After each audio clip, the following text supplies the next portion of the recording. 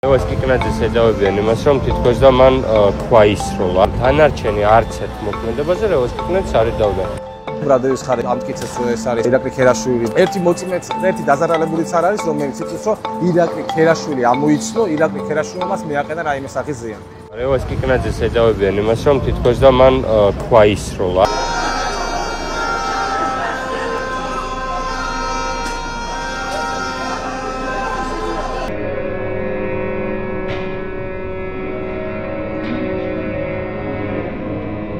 აღნიშნულ ვიდეო მასალაში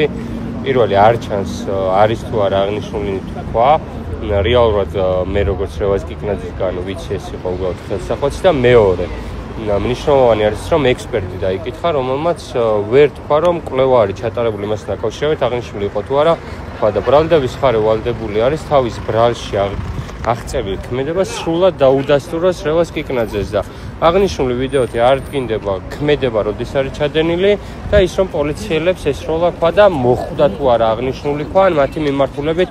იყო თუ არა ან ტრაექტორია იყო თუ არა მათი მიმართულებით რადგან ვიდეოშივე ჩანს რომ იქვე ვარდება აღნიშნული როგორც რევაზ კიკნაძე განმარტავს ხელსახვეცს რომელიც არის თეთრი ფერის ხო და მე ერთადერთ კადრს ედავებიან რევაზ კიკნაძეს რაც აბიდოსკოპიური ექსპერტიზაც არის დანიშნული დანარჩენი არც ერთ მოქმედებაზე რევაზ კიკნაძეს არ ედავდა ერთადერთი 15 წამიანი კადრი არის რომლის დაზარალებული თუ ვინმე არსებობს და ვინმეს თუ მოხვდა ან ვინმეს საფრთხე თუ შეექმნა ან ვინმე თუ შეესწრო აღნიშნულს ბრალდების ხარის არც საქმეში არ ყავს და არც მოუყვანია და ვერც მოიყვანს იმიტომ რომ საქმეში არ არის მსგავს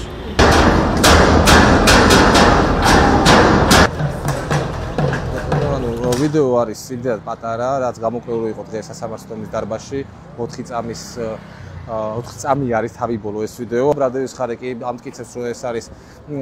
ირაკლი ქერაშვილი და ასე განმარტავს, თუმცა იმისთვის რომ მოსამართლე მიიღოს რაიმე სახის გადაწყვეტილება, რაც გამამტყუნებელი იქნება, უნდა იყოს მტკიცებულებათა ერთობლიობა, რასაც არც ერთ ეტაპზე ვერ გვთავაზობდა საგამოძიებო ორგანო, რადგან არანაირი დანაშაულები ქონება არ ჩაუდენია ირაკლი ქერაშვილს, არც თარიღი არის მითებული, არც დრო არის მითებული, რაც აუცილებელი რეკვიზიტი არის იმისთვის, რომ ადამიანს ბრალი წარმოუდგინოთ და იმისთვის, რომ მე მოსამართლემ შეძლოს გამამტყუნებელი განაჩენის გამოტანა. ერთი მოწმეც, ერთი დაზარალებულიც არ არის, რომელიც იცის, რომ ირაკლი ქერაშვილი ამოიცნო, ირაკლი ქერაშვილმაც მიაყენა რაიმე სახის ზიანი. რა თქმა უნდა, მაგ პერიოდში არანაირი სახის აგზარვა არ არსებობდა პიროტექნიკის გამოყენებაზე.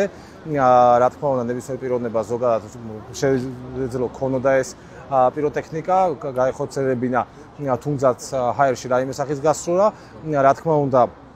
არანაირი მტკიცებულება ამ ვიდეოშიც და არც სხვაგან არ არსებობს, რომ მიმართული არის ეს პიროტექნიკა რომელიმე ფიზიკური პირის მიმართ, არ აქვს მნიშვნელობა პოლიციელი იქნება, მოქალაქე იქნება თუ რაიმე შენობის მიმართ,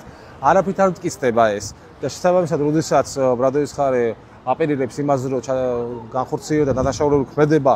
კერძოდ კი პიროტექნიკური საშუალებით აყენებდა ზიანს და მონაწილეობდა ორგანიზებულ ჯგუფურ ძალადობაში, რა თქმა უნდა, ამისთვის მტკიცებულებები არის საჭირო, რაც არ არსებობს.